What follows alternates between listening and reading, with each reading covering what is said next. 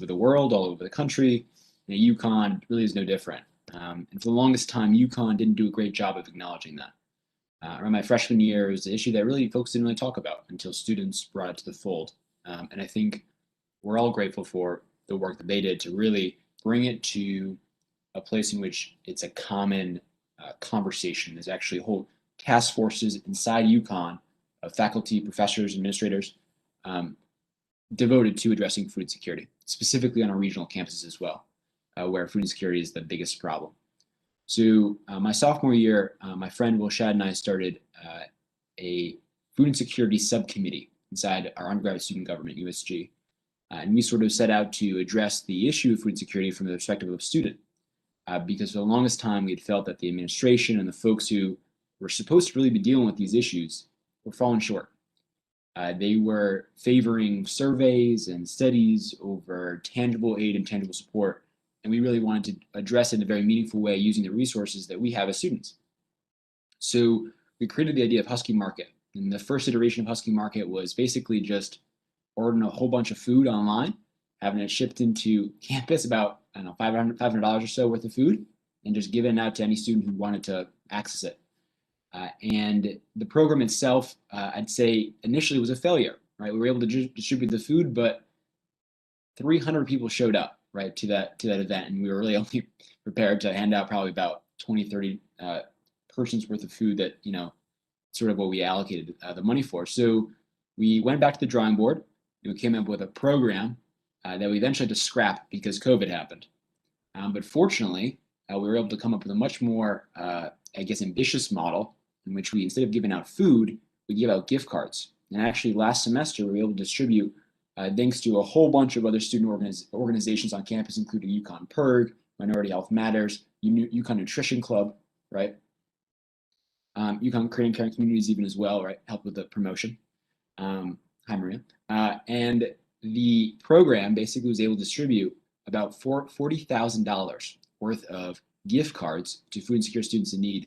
And this semester, we're doing the same program, this time on an even a bigger scale, in which we're going to be distributing over $90,000 worth of gift cards to Price Chopper, Big Y, Stop and Shop, to over 300 students in need on campus. And that is a very tangible, solid way that students, through the undergraduate student government, have helped out each other, right?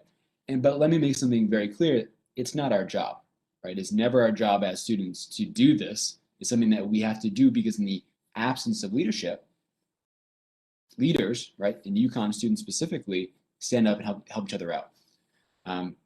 So next year, we're going to be exploring other alternatives to provide, and it won't be my job, but the folks who replace me, we'll be thinking about ways to more creatively access the student body and get the specific folks, demographics, and folks on campus who are food insecure and various levels of food insecurity, because of course it looks different for everybody, and access them and provide them an even better quality of service. So it was an absolute pleasure to be able to do that.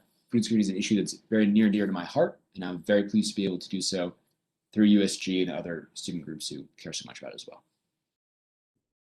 Thank you so much for that, Ethan. So next we're going to move on to Irene, who was the creator of the Human Rights Symposium. So Irene, could you tell us a little bit more about your thought process behind creating the symposium and what making it a reality was like? Absolutely. Thank you, Nia. So it was a really long process. I think being involved in human rights work for a long time, and especially refugee work, made this an issue that was not far from my mind for a long time, even before we started having these discussions. But I would say that the thing that really pushed it to become a reality was COVID, as I think is the case for a lot of our activism at some point or another. The way that it exacerbated a lot of the issues that we were already concerned about. So when COVID happened and when we started having the protests, when we started seeing the refugee crisis, worsening because of the conditions that people were living in under, COVID times, I started thinking, what can we do to create a space where students can take a more active role in forming, these conversations we have. And I think that a lot of us saw that students were lacking sort of spaces that they could, form on their own and have that prerogative to form. So the first thing I did was I reached out to a professor that I do research with, and he's not involved in activism work. He's just a wonderful mentor. And so I reached out, do you know anyone that might be interested? Do you know anyone that I can reach out to? Because I did not know, I love that we have this panel going on because I didn't know where to start. And so I reached out to him, and he was really, really wonderful. He responded within like 24 hours, forwarded my email to some people at the Human Rights Institute. And then from there, that sort of gave me the idea, okay, like maybe I need to start reaching out to departments. So from there, I think, quite frankly, over the course of the summer, I probably reached out to hundreds of faculty members. And I would really recommend that, I think, for our viewers out there right now, if you're, you have an idea, you want to get started, reach out to faculty. And I think there is this sort of concern among students that it's always us versus them. And sometimes, it can be difficult working, with institutions that we're given. But that being said, faculty and administrators can be a huge ally in creating that major change. So yeah, I reached out to a lot of faculty members asking, do you have students that might be interested in working on this with me? Where do I get started? I just started setting up meetings with adults and just having these conversations of like, where do I go from here? And there's some people, that Neha being one of them, Arushi being another, Eric, our treasurer, and Sydney, who's the president of Huskies for Human Rights, who were with me from the very beginning. They stuck along. We had our first meetings, just a few of us, and like a group me. But then from there, it really grew because faculty were able to direct students towards our cause. And so that's something that I would recommend. And from there, we just started having to work to structure the organization. So how does this look when it's something so large? There are so many issues that students need to speak about, but only so much time and so many resources. So yeah, from there, we started to have those discussions. We started meeting on a regular basis. We had to establish sources of funding. We had to establish marketing. So we built entire marketing teams. We decided to have different days with different sub-themes so that we could give students those spaces that they needed. And so what that ended up looking like is our symposium as it is now, which is one day on racial equity and Black Lives Matter, one on genocide and genocide awareness and prevention, one day on immigration and the refugee crisis, another on decolonization and indigenous identities, and the last on gender. And of course, there's so much intersection between all of these issues, and that's something really important to recognize. But it was some way for us to create that space where we're connecting students and the resources that we're given as students with our much broader Connecticut community, and bringing everyone together to have these really difficult conversations. So again, really excited to be here. Glad to speak about it more later, but thank you, Neha, for giving me this space. I don't want to take up too much time. Of course, thank you, Irene. So next we're going to hear from Maria, who created Creating Caring Communities at UConn. So could you speak more about what your organization is and what you guys do and what prompted you to create it? Everyone, thank you for providing this space for me to talk today. And so basically, Creating Caring Communities is a student organization on campus that advocates for the independent student population. So foster, homeless, and estranged family students, or students with estranged family. Additionally, students enduring food and housing insecurity. And so what we do, there's various components, but I guess I want to start with how we even started. So basically being a part of its creation and in its infancy, I came to UConn and there wasn't a space provided for students of the independent student population. And there wasn't any dialogue or conversation around this population. And being a youth and then now adult of the child welfare system, had ignited my passion to give back to my community in a way that would continuously provide support beyond UConn in a way. So I guess that was the driving mission for Creating Caring Communities. And so what started off with nobody, no members, and no resources, really turned into a program that has a mentoring component, and a component where we are able to provide resources such as food and supplies. Additionally, networking and connection with professional and personal development. And how did we do that? It really was with the help of other organizations on campus, such as USG, Conperg, Ethan, and additionally Husky Market. And I would have to say that a lot of the work, although a lot of the work that I've done has been the grassroots level work. So creating these connections with students of such a vulnerable population, taking time, lots of time, to make them feel comforted and find a place of belonging and create a family, create a caring community. But this work couldn't have been done without the independent students themselves and their voices and amplifying their voices and uplifting them so that we can do this work together. And so the journey to creating caring communities was not linear in any sense. And it definitely, went into multiple directions and going forwards, backwards. But the entire premise of who we are is really just creating, again, that space for individuals to grow and to know that they can be heard and seen at this university. And so it does tie into food and housing insecurity and also the component of not having a space to feel visible. And so I think that's what creating caring communities does. And I just have to do a really big shout out to Alex Katz, who is our advisor and who is the point of contact person for independent students and has really been spearheaded a lot of our initiatives. And we couldn't have done what we have done without her. And again, our students that have really put such great effort towards creating this community. So yeah, thank you. Thank you, Maria. So next we're going to hear from Michael, who started PowerUp UConn. So could you tell us more about what PowerUp UConn is and what prompted you to found it? Yeah, so PowerUp, there's this thing called PowerUp Connecticut. So it's an entire coalition, and under PowerUp Connecticut are different branches, and PowerUp UConn is one of them, in which I'm the founder of. And PowerUp Connecticut started off with just a few people, including myself, maybe 10 on the street, you saying Black Lives Matter in Manchester, Connecticut. And one day, it turned into almost 500 people showing up to Main Street, Manchester, stopping the main road, and becoming what is now one of the largest nonprofit organizations that advocates on behalf of Black individuals in the state of Connecticut. And at PowerUp UConn, we have been able to really change the activist environment, the organizing environment, in one that is a lot more inclusive and accepting of especially Black people and Black women in particular. So myself, Denaria Amfo, and Jada Smith, who are the co-founders of PowerUp, we were all able to come together and kind of, talk about, as freshmen at the time, how do we make an impact as freshmen? We're not leaders. It's hard to get into leadership at this point. How can we make an impact? And we're like, let's just start an organization of our own that can be a lot more accepting of just people who are wanting to dip their toes into leadership, into activisms, in a very intersectional way. And with that, we became an exec board, just the three of us.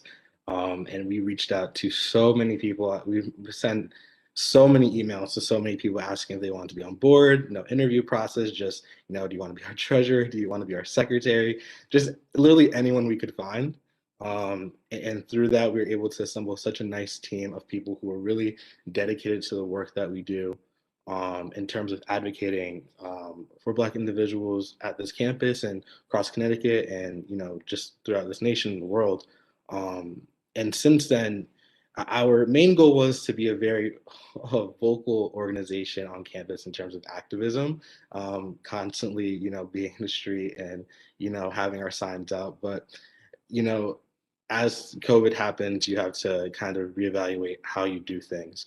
And we ended up creating a structure and just an organization that was an educational resource for a lot of people to understand what was going on in our communities and throughout the world.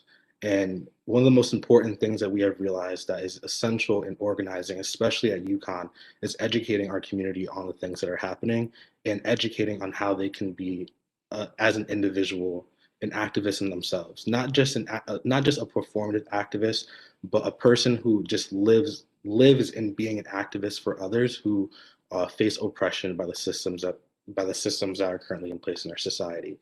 And with that, just creating a more accepting environment, advocating on behalf of Black women through our PowerUp advocacy coordinator position, through our LGBTQI plus advocacy advocacy director position and our multiple other advocacy director positions, including on climate change and on education and on external stuff, external affairs with the state of Connecticut. We've been really able to create an environment of now almost 250 students at UConn who want and are involved in PowerUp on a day-to-day basis, protesting in different parts of our state, and putting our name out there to be a very accepting org of everyone and not just a particular group of people.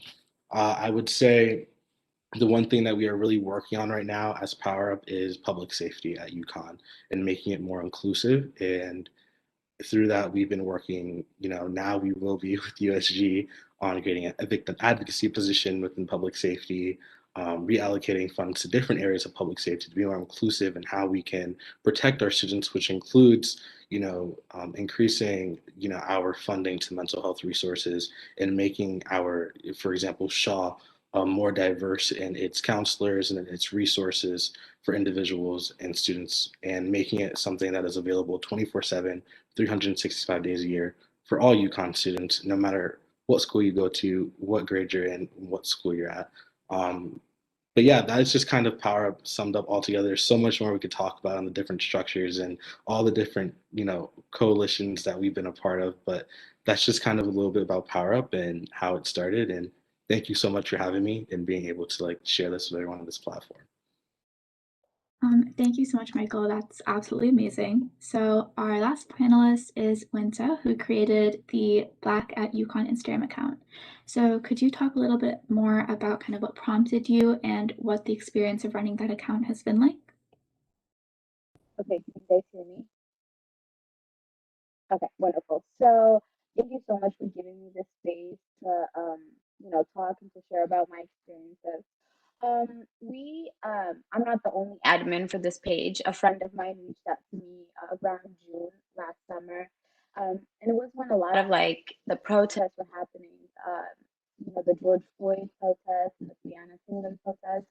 It was a time in the country where talk about racism and racial discrimination was just at its highest.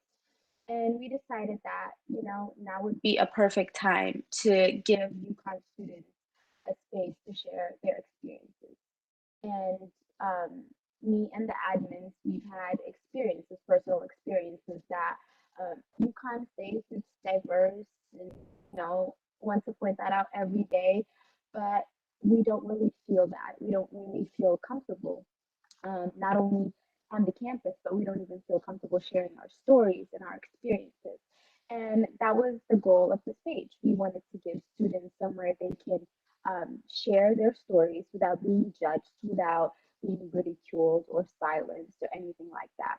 And we didn't think it was going to get as big as it got, but it did. And we're very happy for that because that means that people are paying attention, they're taking it seriously.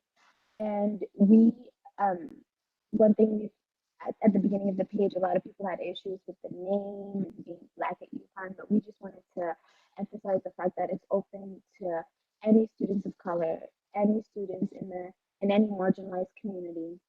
If they have any stories that they would like to share with us, this is the safest place that they can share and that they can make their voices heard. Our goal is to make sure that, if the administrators at UConn hear about this, if just people at UConn hear about this, maybe they'll start noticing it. That maybe they'll start paying attention to what's happening. Maybe they'll be motivated to create some type of change. And I know for sure that for me, it has definitely shown me that there are a lot of students struggling, not just with, students picking on them, with staff and administrators and advisors not motivating them the way they're supposed to, and just basically flat out discriminating them because of the color of their skin.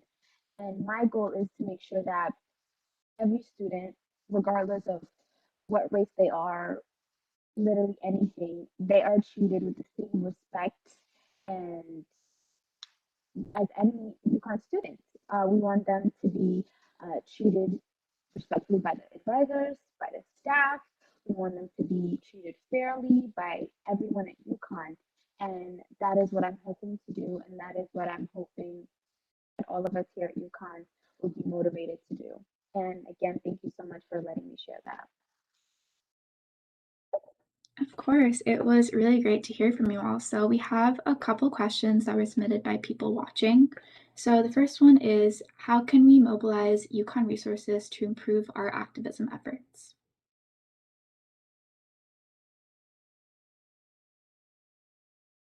I can answer that if you would like. I would say one is not being afraid to ask questions that you think may be controversial. A lot of the times we are afraid to ask questions about certain things because we don't know what the answers be and what the response to us asking the question is. And if there's anything I learned in being an activist, it means asking questions to those people who are in power and saying, why is this like this? And why haven't you done enough to fix it?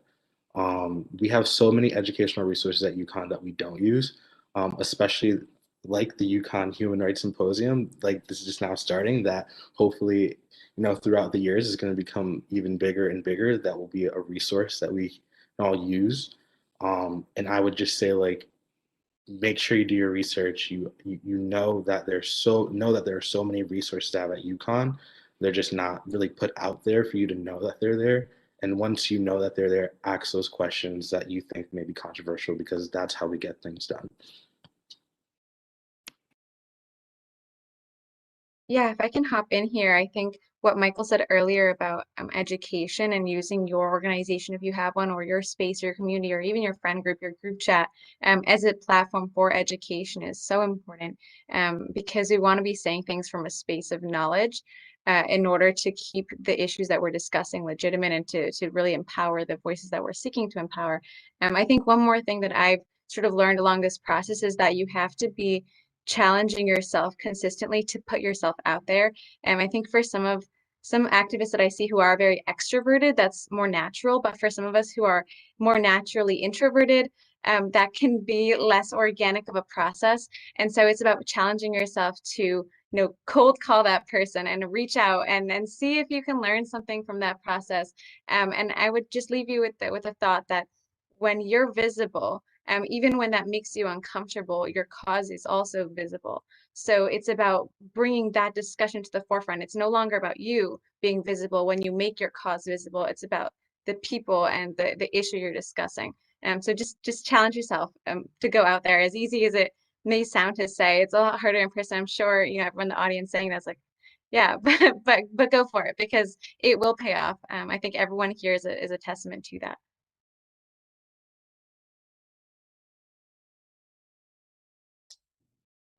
If nobody else has anything to say on that, we have another question.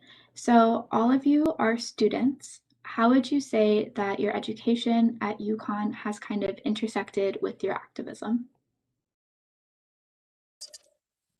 Go. So my major is an individualized major in law, social justice, and the family. And it's basically an extension of who I am, really. And so I'm so thankful to have been able to create it.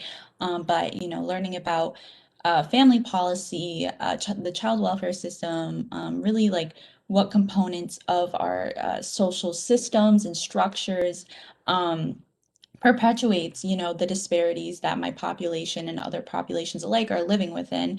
And so applying what I've learned, not only to CCC, but my activism efforts, my work, and even how I, have a relationship with myself and others, has allowed for that understanding, that knowledge and wisdom to be applied to those different facets of, my life and etc. So it's a short little.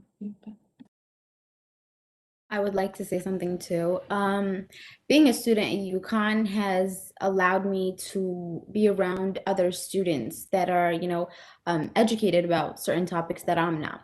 And having a conversation with them, and like people like you guys, having a conversation with them, hearing about their stories and what they've done, kind of allowed me to broaden my horizons, allowed me to really learn about a lot of things, not only just racism, but like a lot of the struggles that marginalized communities face day in and day out.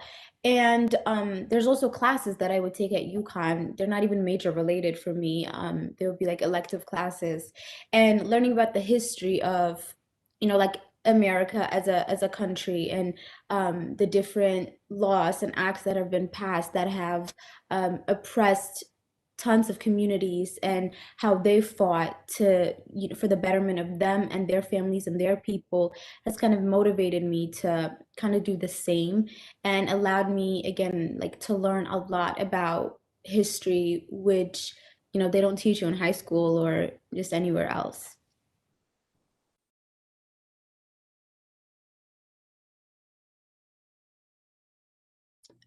Okay, if nobody else has a comment on that, we have another question. So what do you guys think was the hardest part of kind of getting your initiatives off the ground?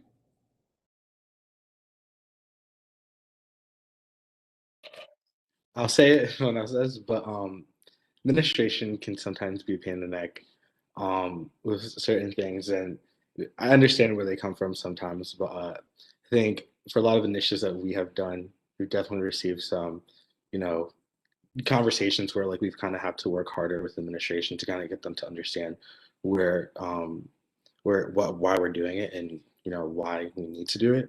But I would say don't let that discourage you, because at the end of the day, like, this community is our community, and us as students make UConn what it is. We are the pack, and at the end of the day, we have every right, as we all have created things at this university, to have our voices heard in whatever way we decide to have them heard, and the impacts that we leave. So, but yeah, I would say definitely administration, for me at least, has been one of the hardest things I've had to overcome in terms of getting initiatives started, and definitely PowerUp UConn in general.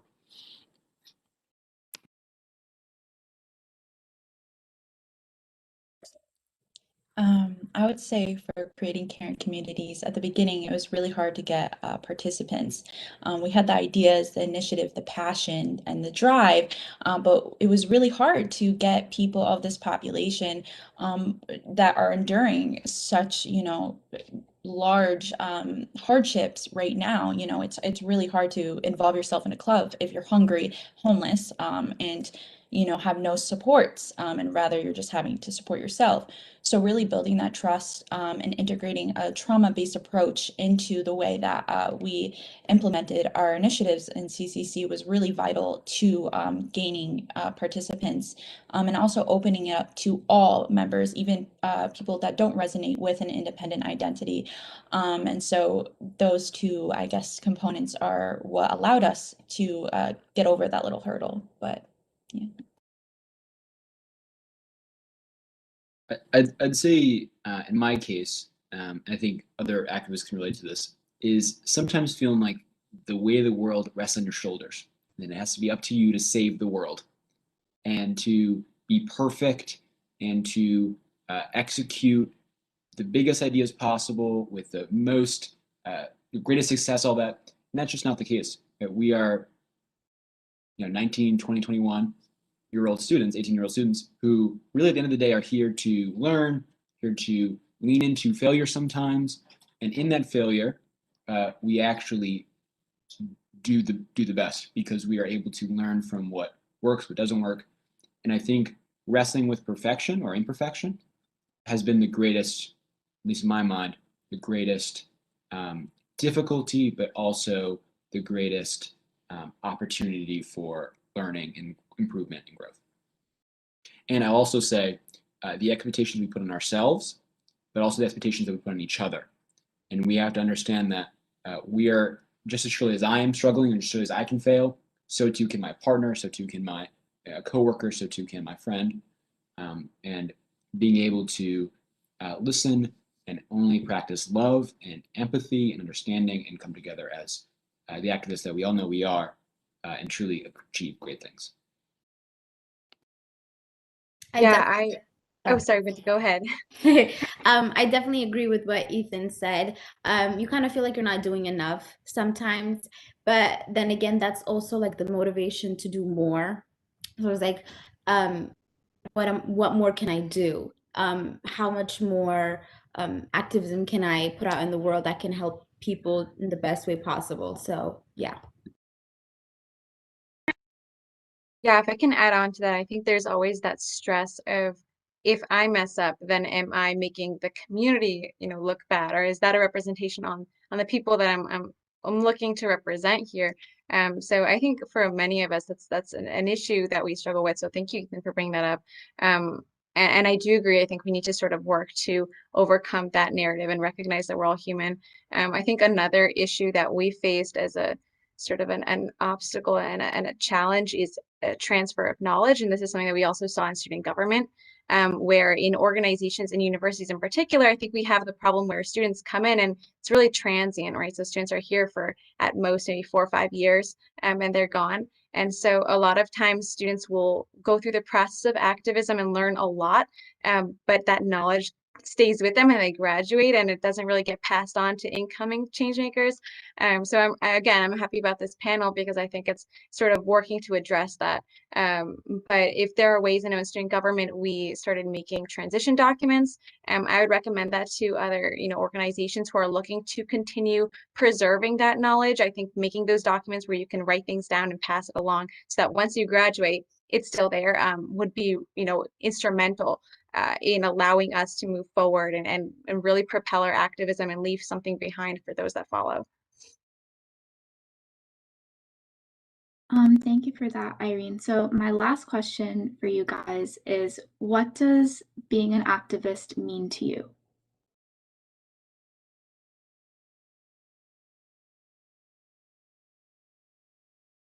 For me, it's about creating a sense of community. Um, you know, in being an activist at UConn, I've met so many wonderful people, including Irene, including Maria, including Linda, including Ethan.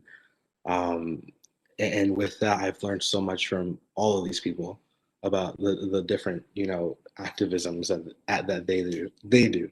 And within that, and all of us, as we talk about and we're advocating in different areas, we're able to come together as students at UConn and teach each other and educate each other on the different things that we are being advocates for. And just for me, being an activist is just the sense of community is such a liberating, feeling to have.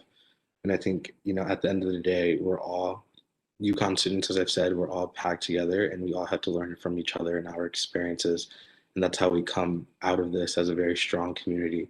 Um, but yeah, that's what activism means to me, the sense of community and belonging. For me, it kind of means being willing to listen and being open-minded because how I see activism is you're doing this not for you, but for other people. Other people may not have the privilege to be out there fighting and doing things that we do, but we're blessed with that. And I feel like you should take advantage of that and use that to fight for others and for their betterment and be willing to listen to them because, not everybody's story is going to be simple and just easy to understand. There's always going to be ups and downs, and being willing to listen to them and being open-minded and being there for the people that can't fight for themselves or for others is what activism means to me.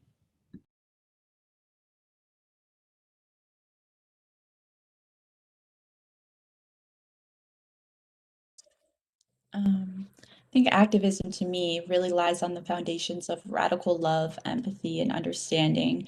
And really, when being a voice for others, and like echoing what Winta said, is really making sure that it's your community that's being highlighted in what you're saying and what you're advocating for. And so always keeping, your community in the back of your mind and also making sure that the way in which you're advocating is serving them.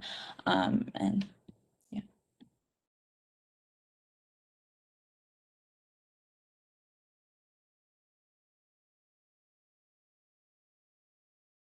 Activism to me, I think, is so intrinsically related to allyship.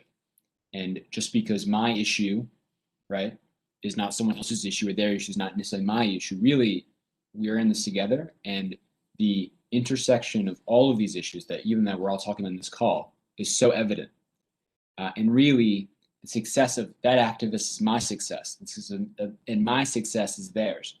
So activism is collaboration, inherently. It's collaboration to solve many individual problems that really are just the same problem. And I've been very fortunate to be able, as Michael said, to know a wide variety of people who pursue a wide variety of activist agendas or thoughts or ideas. And that has strengthened my own. So really, it's a